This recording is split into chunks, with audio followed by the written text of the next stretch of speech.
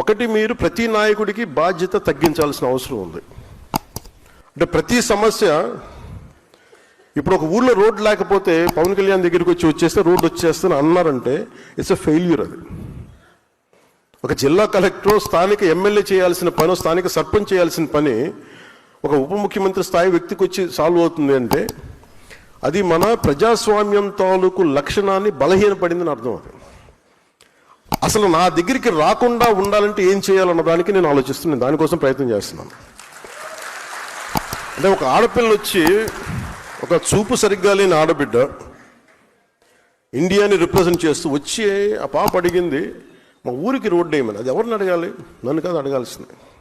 నిజంగా ఇంపాక్ట్ఫుల్గా గవర్నెన్స్ ఉంటే, అంటే ఇప్పుడు కాదు, ఒక 5 సంవత్సరాలని కాదు, గత దశాబ్దాలుగా మనం ఏం చేస్తున్నామంటే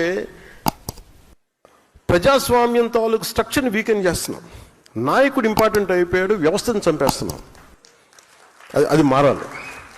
అంటే ఎందుకు అంటే నాకు చాలాసార్లు నేను నక్సల్ గురించి మాట్లాడుతాను. ఎందుకు మాట్లాడతానంటే నాకు ఇంతమంది ఎందుకు వెళ్ళిపోయింటారు ఈ అడవుల్లోకి నాకు అర్థం కాదు ఇప్పుడు. అంటే ఎంత కోపం ఉండాలి వీళ్ళకి. ఆ కోపం ఎక్కడికి పోదు. మనం ఆపరేషన్లు చేయండి, ఇంకోటి చేయండి, కగారు చేసినా కానీ అది ఇంకో ఫామ్ తీసుకుంటుంది అది.